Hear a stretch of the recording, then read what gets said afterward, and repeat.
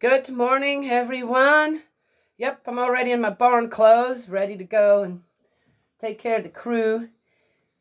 It's supposed to be raining for about, 8 or 9 days on and off, which is great because I don't have to water my garden.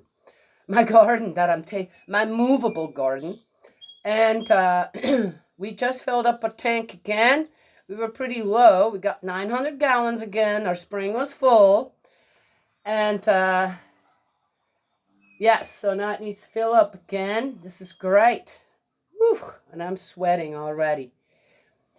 Uh, we had a little interesting thing happening here yesterday, which, whatever happens here, I kind of watch my own behavior with things, right? You can't just talk. Okay, all theory, all talk and no walk. Okay. And of course, what you guys really actually know about me from just these videos, that I'm very opinionated. Okay. I was out in the garden and my sister-in-law was up here on the porch, and she gets up. She walks over to the other side of the porch, and I hear her shriek, or just shout. And I'm going, hey, what's the matter? He says, well, come on up here and have a look. And I said, what, is it a snake? And she goes,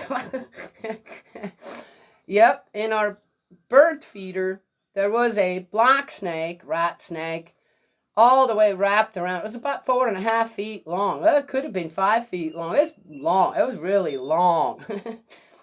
And fat, too. It was a big snake, big, healthy snake.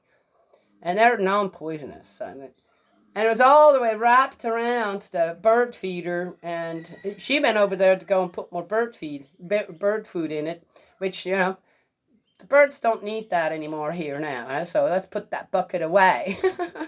Good thinking. So it kind of had an interesting give and take with that snake. So what do? My sister says, well, how do we get it off? I said, we're not. It's not going to stay there. Now that we have seen it, and I kind of blew at it, tried to touch it, and it kind of, woo, went back like this, and I went, woo. All right. I mean, there's people out there who love snakes, and are fans of snakes, and they just live with them, so I don't have anything against them. I don't have much for them either, right? Except for they're really needed out there when it comes to all kinds of different. Go read up on snakes. Well, anyway, they're part of the creation. Yes? Yeah.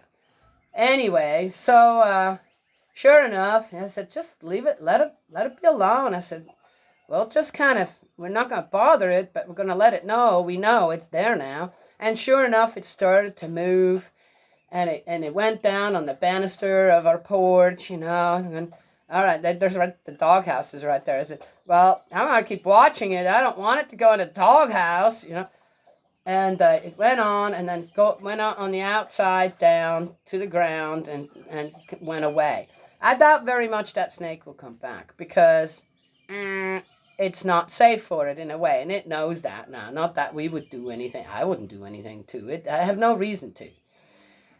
We don't have the few chickens we have, the eggs where they're laying them, and we have no baby chicks. There's no need to, right? Yeah.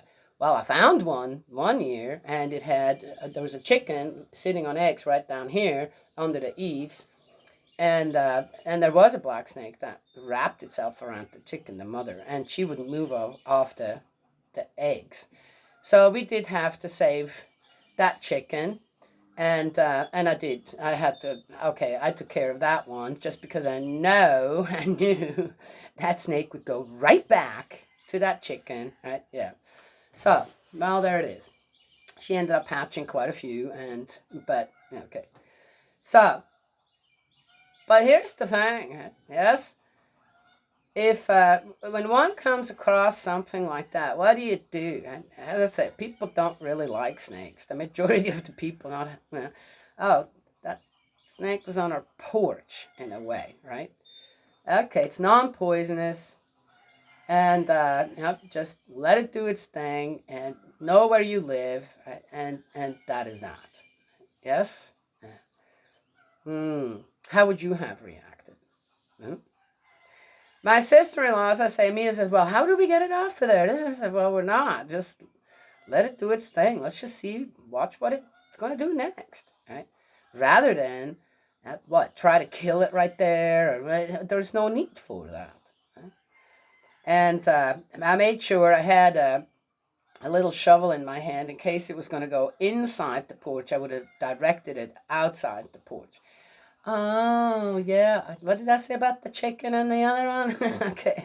I know the difference. And I think that's kind of a little bit it. When when we come across something that we're kind of scared about, it's always good. I always say, reflect before you react. Right? That then there's no unnecessary frustration or violence or anger or right? Just look at the situation. Go, how do I flip this? Or how am I just going to be an observer to see if it's kind of going to go in the right direction, right? Even if something kind of like the snake tries to invade your space, which it's a snake. We have the door open here too. We ended up because it went someplace where it should have been, and I went and looked, and it wasn't there anymore because I wanted to show my brother-in-law. And I'm going, hey, okay, where did it go now? So we ended up having the door closed just in case. The dogs were right here too, and they never cared. They just didn't.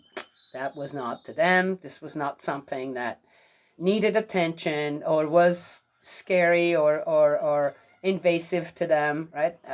They're right there too.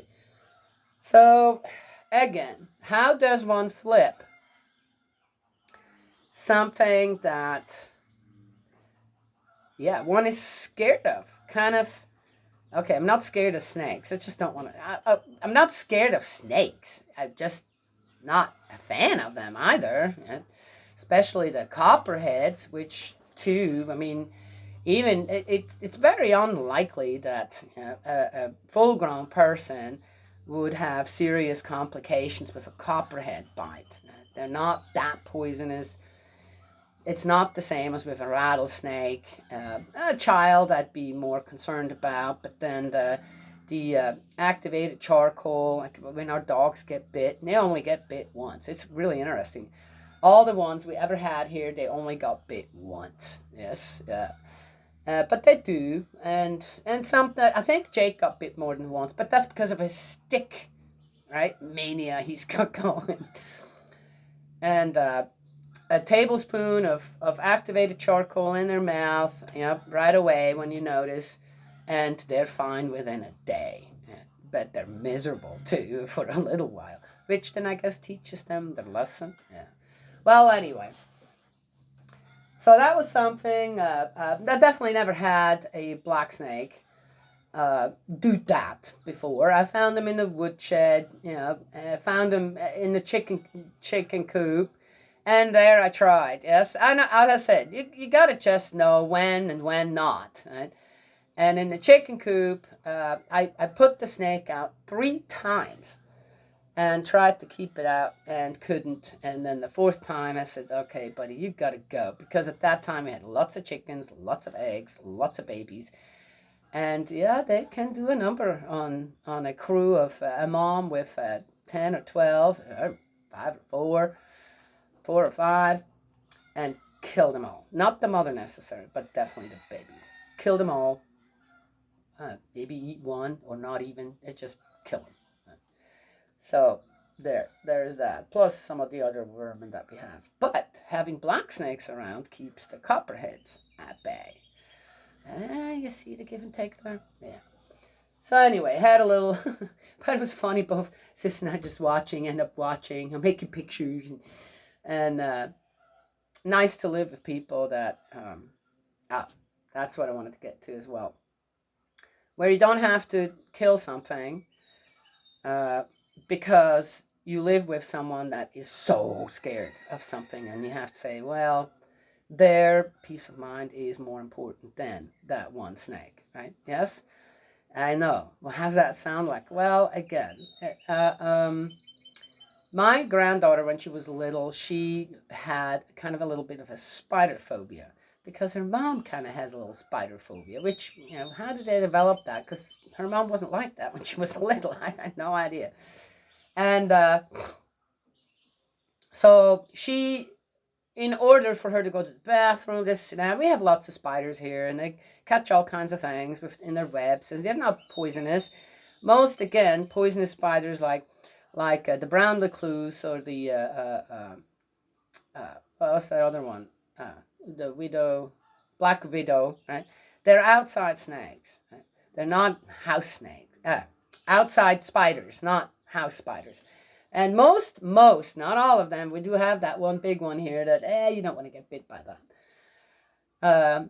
They're rare, though. You hardly see them, and they're usually just on the wall. And as I said, here and there. I mean, rare. It's rare. But most spiders that we have in the house are actually really good. Good to have, right? Yeah, catch flies, this and that. And we clean everything down about twice a year. And so I had to, when she would come, when she would be here, I had to clean everything down because she couldn't handle it. And it was okay. And I told her that we're going to do this until you find, and I taught her, started teaching her about spiders. I said, we're going to do this until you feel comfortable enough to be around one of God's creatures that is not hurting you or this or that, right? But for right now, I will do that for you. But I hope that eventually you will find it in your heart to let them little critters live, right? Yeah. If they're not in the way, this and that. And sure enough, right? Now she doesn't mind. It's not the same anymore. Right? She's 11 now. And I feel like sometimes it's with certain things that we teach, we have to just wait until the people are ready to give up the fears, the doubts, and this and that, right? Yes? Okay. Well, anyway, so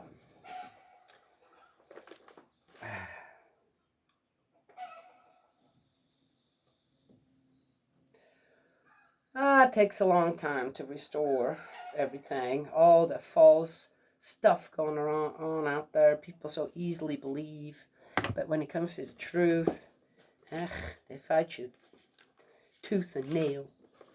All right, we're in the second book of Chronicles, 31, the reforms of Hezekiah. Now, when all this was finished, all Israel who were present went out to the cities of Judah and broke the sacred pillars in pieces, cut down the wooden images, and threw down the high places and the altars from all Judah, Benjamin, Ephraim, and Manasseh, until they had utterly destroyed them all. Then all the children of Israel. Now it's amazing. It's interesting on how they mention Israel here, in with Judah. It's an interesting one to me, which is good. Returned to their own cities, every man to his possession. And Hezekiah appointed the divisions of the priests and the Levites according to their divisions, each man according to his service, the priests and Levites, for burnt offerings and peace offerings, to serve, to give thanks, and to praise in the gates of the camp of the Lord. And we read about this already too in the Kings. Okay. The king also appointed a portion of his possessions for the burnt offerings. Oh, good example. For the morning and evening burnt offerings, the burnt offerings for the Sabbaths and the new moons and the set feasts, as it is written in the law of the Lord. Oh, wow, they're really getting back to business here. Moreover, he commanded the people who dwelt... Yeah, there we go again. Moreover, he commanded the people who dwelt in Jerusalem to contribute support for the priests and the Levites, that they might devote themselves to the law of the Lord. So again, maybe it didn't happen quite like that, but he commanded. I could command my daughter, and I said, well, I'm not taking, you just have to bite yourself through this. We have spiders in the house. I'm not going to kill them just because of you. I could do that. And then, but the thing is my granddaughter then will not learn to lose that fear. I've got that when you're expecting something from people and you're teaching people, right? Yes? Then you've got to do it in a way where they have time to lay down what? their false beliefs, their fears, their doubts, right? So to go and just tear everything down, right? So he had people to do that. It wasn't the people going back and saying, okay, we just had this 2-week feast here. We really had this spiritual high. It's great to go back under the umbrella of God and God's laws and this snap. So we need to go back now, eat all of them together, wherever they came from. We need to go back now, and we need to change all that ourselves. To just go back and just tear everything down, because not everybody was there, I'm sure. And were they okay with that? Well, it's the false idols. This, I get it, but it would have been better for the people to go back, teach the ones, tell the ones, hey, guess what? And have them get all excited, and then say, oh, we need to just, the temple is it. That's our God, not all this other stuff. So what do you guys say? Let's just get rid of it. Let's not do that anymore. Don't you think that would have made a much stronger foundation? Than to command the people? Again, do they know what they're being actually commanded by? Or did they actually understand after all this time that the confusion went in so many different directions when it came to who their God was, is? We hear about so much. There's some grace and mercy, but and victories for what? War. But it's a lot of it on how God is represented here is what? Fear, vengeance, the wrath of God. Right? Yes? To do what? To get the people to do what you want them to do. That's not the way to go. Right? Yes? I could have just gotten a knife, grabbed the head of that snake, cut it off, said, done. And then remove it. Throw it out there for the ants, this snake. Could have done that. Right? Take care of that. But I just let it go its way. Right? Why did you get up there? I don't know. We're wondering, why did it get there? Maybe it was just on its way to somewhere. Who knows? Maybe it wanted to lay eggs in there. No. They lay eggs in the ground. Yeah, they lay eggs. They lay eggs in the ground. I've come across a nest where I'm going, oh no, because I was digging up some herbs and oh no, it just disturbed. Yeah, these are good snakes. They're not hungry. Okay, but anyway, so see, kind of the difference. If that wasn't these idols, all this not. It's giving people the wrong idea. They're doing kind of the wrong thing, but they're not hurting anyone. You know what I mean? It's just, so again, to let the people decide and to get to where they need to go again, right? Now through the guidance that obviously Hezekiah is really trying to give to all of Israel, it's a great thing. But to force the people again, right? After all this time where, as I said, one king wants this, the other one wants that, and then people go, okay, what's next? Right? You see? You know what I mean? So, yeah. But anyway. And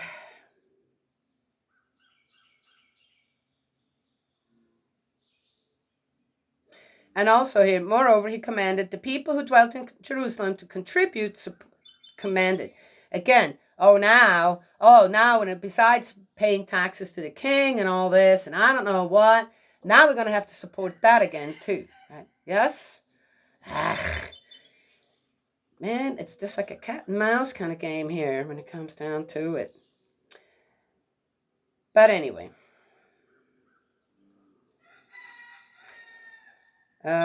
So they could devote themselves to the law of the Lord. As soon as the commandment was circulated, the children of Israel brought in abundance the first fruits of grain and wine, oil and honey, and of all the produce of the field. And they brought in abundantly the tithe of everything.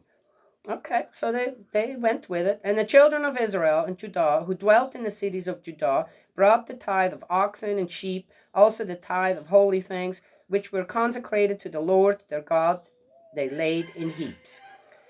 In the 3rd month they began laying them in heaps, and they finished in the 7th month. And when Hezekiah and the leaders came and saw the heaps, they blessed the Lord and his people Israel. Then Hezekiah questioned the priests and the Levites concerning the heaps. And Azariah, the chief priest from the house of Zadok, answered him and said, Since the people began to bring the offerings into the house of the Lord, we've had enough to eat and have plenty left, for the Lord has blessed his people, and what is left is this great abundance. Now Hezekiah commanded them to prepare rooms in the house of the Lord, and they prepared them.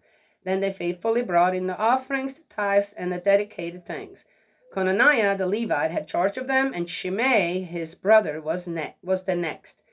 Jehiel, Azaziah, Nahat, Azahel, Yeremoth, Jozabad, Eliel, Ismachiah, Mahat, and Benaiah were overseers under the hand of Conaniah and Shimei his brother at the commandment of Hezekiah the king and Azariah the ruler of the house of God.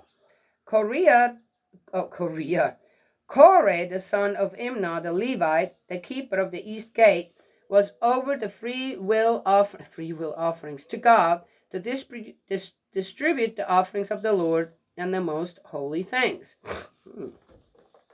That sounds all really good. I can't say anything against it. Sounds like, okay.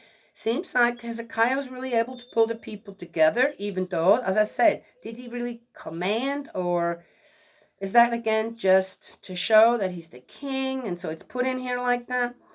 But it seems like the people were really willing, right, to go in that new direction. Right? So that's good. And under him were Aden, Minjamin, Yeshua, Shemaiah, Amariah, and Shechaniah. His faithful assistants in the cities of the priests to distribute allotments to their brethren by divisions to the great as well as the small. So people brought all this stuff in and then they're giving it out again, which is great. That's good. That's a little confusing again now. Besides those males from 3 years old and up who were written in the genealogy, they distributed to everyone who entered the house of the Lord his daily portion for the work of his service. What?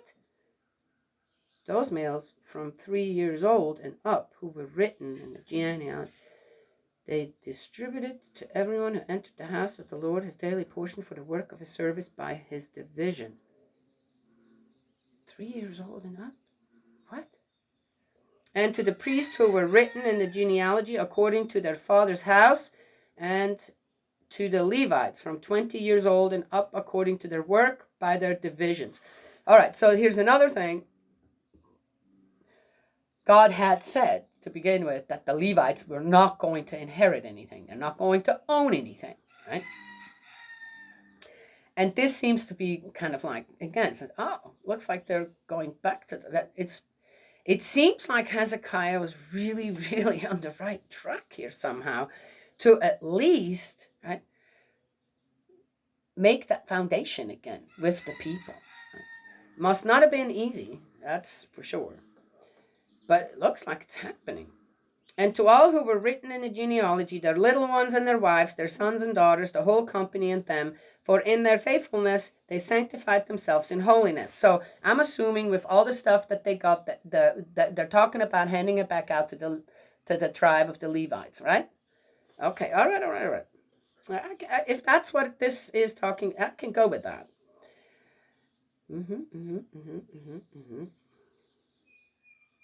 And to all who were written in the genealogy, their little ones and their wives, their sons and daughters, the whole company of them, for in their faithfulness they sanctified themselves in holiness.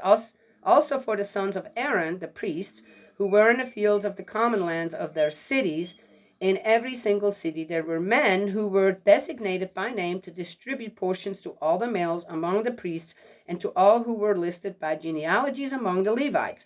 And it looks like they distributed the Levites all through the tribes that were, okay, all right. Thus Hezekiah did throughout all Judah, and he did what was good and right and true before the Lord his God. And in every work that he began in the service of the house of God, in the law and in the commandment, to seek his God. He did it with all his heart, so he prospered.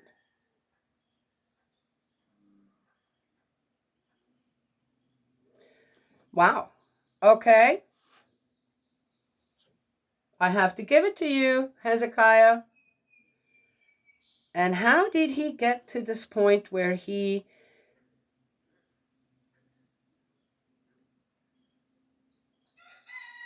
you almost wonder if he was one of those people that just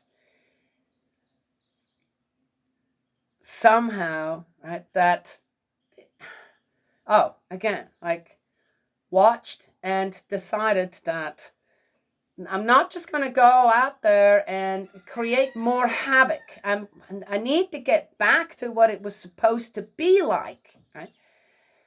And it sounds like he did a good job. He really sounds like he really did well. And I'm very happy to read this actually today.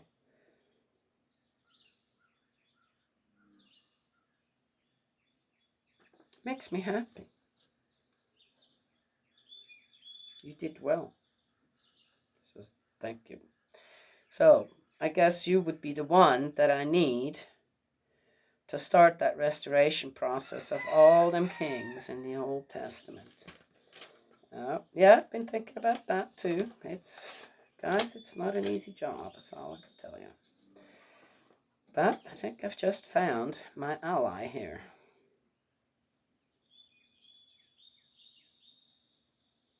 Ooh, that's wonderful.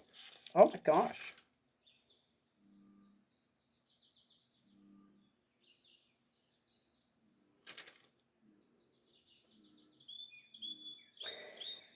And again, and I said, I said, commanded. I wonder if this was written down right, or just again, words were put in there that we full well know what that means. Didn't ask. Right? He didn't suggest. Right? He commanded. But again, did he? Because it seems to me that the people of Israel were more than willing to change their ways, and they seem to have had good guidance. I don't want to call him a leader. I don't want to call Hezekiah a king. He was a great guide to his people under the umbrella of God. And he sounds like to me he was willing to study about his forefathers, the will of God, the restoration path already there that was going on. He was willing to listen to God, listen and be guided by God. Sounds like it, doesn't it? Yes? Huh? Oh, did he start out like that? Well, again,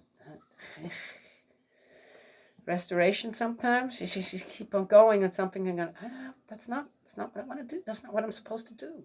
Right? Yes? All right. Then you change. Then you really, truly start to change. Okay. Well, there you go. Oh my gosh. Wonderful. Wonderful, wonderful, wonderful. Oh, I went last night. My husband was playing in an ensemble we have here in Leslie County, in case anybody's interested out there, to make that a career path or a little something to enrich your life. We have a college here, and it's a traditional bluegrass music to learn, play instruments, play in an ensemble, sing, this and that's all. It's a college you can go to and learn from. And it's a wonderful place, has a wonderful director there. And my husband, he took several classes there because he wanted to learn other instruments as well, though he plays several and is fantastic on the guitar. He wanted to play the fiddle, this and that. It just, people who truly love creating music love being around people who create music. Done. So they had last night, I think it's about twice a year or 3 times a year, where the school has a night where they have all these little ensembles that are there, kind of been working together, and it's also about songwriting and us and recording and and so they had that little evening. It was about 3 hours long, and it was great. It was just great. Yeah, it was just wonderful to see all these students. Oh, and it's not just young people. They ranged from high school age, I think 15, I say 15 to 88. Yes, yeah. And it was great. I loved it. I absolutely loved it. And I have to say, there were quite a few who had written their own songs with the lyrics, the music, everything, and they were wonderful songs, absolutely wonderful songs. Loved it. This one lady in the first group, she goes up there and starts to sing, and they were kind of a gospel group, and of course I loved that. I absolutely love that. Oh, any day, anytime. And she started singing, and there is uh, she's bluegrass. She's passed away now a long time ago. And her name was Rose Maddox. Maybe some of you guys know. And I love that woman's voice. I just do. And this older lady goes up there and she starts singing a song. I'm going, oh my gosh, this sounds just like Rose Maddox. Wonderful. It's just wonderful. And then there were other things. That one guy, older guy too. Oh, he was really, oh gosh, he had to be 80 something. He was playing the electric bass.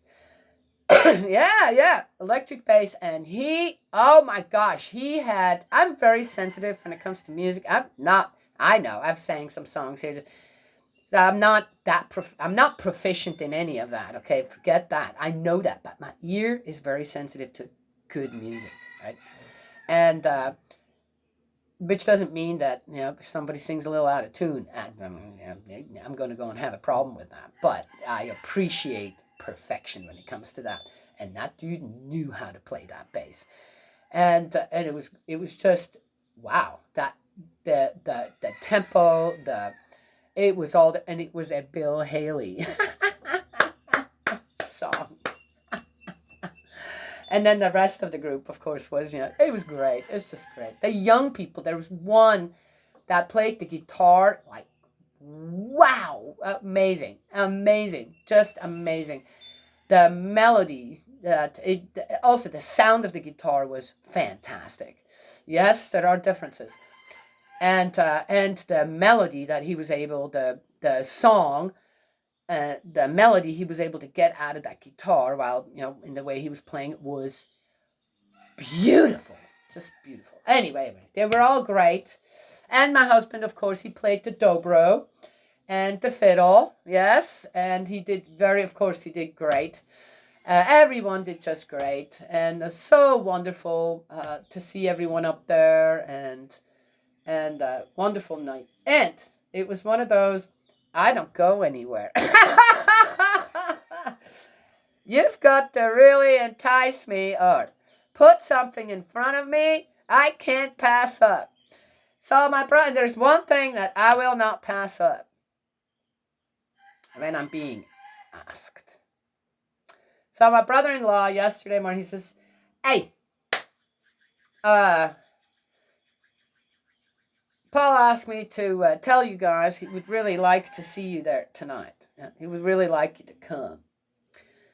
And we both looked at him and said, oh, okay. My sister was like, oh, is that tonight? Oh, of course I'm going. And I said, yeah, I'm coming too. You just asked me. He wants us to be there? Well, yeah, we're going.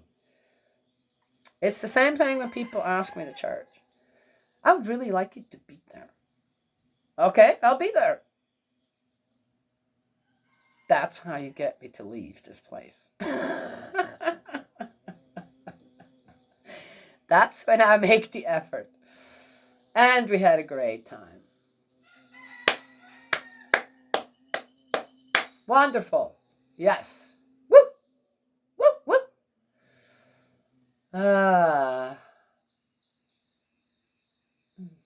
What a blessing. What a night. What a wonderful night, evening that was. Loved it.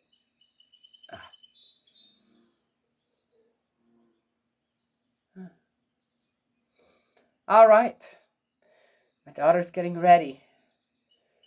I'm getting ready for another grandchild. My daughter is getting ready to give birth. So, prayers. Well, I'll finish with this. I think no matter how many children you had, this or that,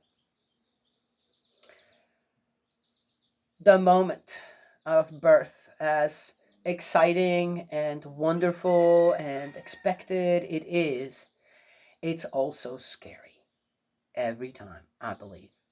If a woman tells us, oh, no, well, okay, whatever. But really, when it comes down to it, you have some fear. There's fear. It's scary. It's scary. It's one thing to grow that little human being inside of you. Then when the time comes, okay, now I have to deliver it. Is a bit difficult. A little scary. And my daughter, it's been 11 years since she had her last one. And I hope, and of course, all I do is encourage my daughter. Yes, I know. You have a lot of people around you who love you, and will be there with you in spirit, prayers, and you're gonna do well. You will do well, and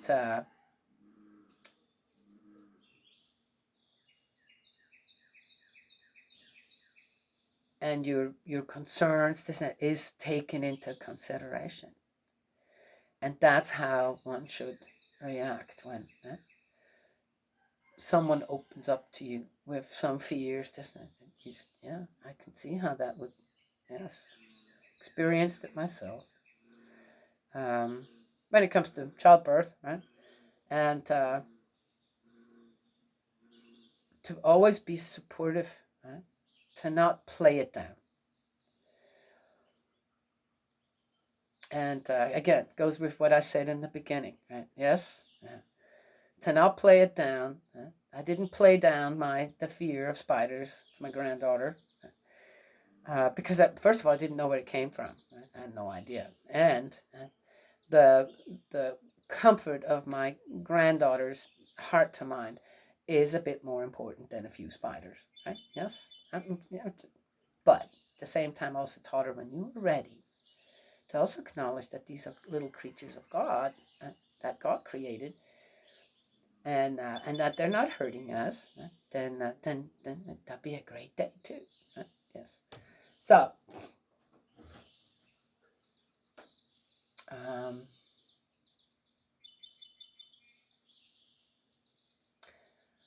I sent my daughter a song this morning to I Love You for 1,000 Years. You guys know that song? Oh my gosh, this song is just, I can't listen to the song without, I can't think of that song. I can't talk about that song without my eyes tearing up, and just, because my heart's so touched by that song with love. These are not sad tears or anything. These are tears of absolute joy and gratefulness and thankfulness and wonder, right? Yes? What an amazing song. That's unbelievable song to me. So I sent her that this morning. I know you're getting ready. It's soon going to happen. And may this song give you strength, right? Yes? Anyway.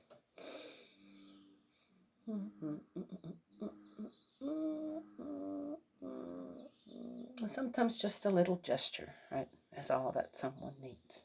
Yes. On the side of goodness, on the side of positivity, on the side of caring, yes, the side of supporting, yes.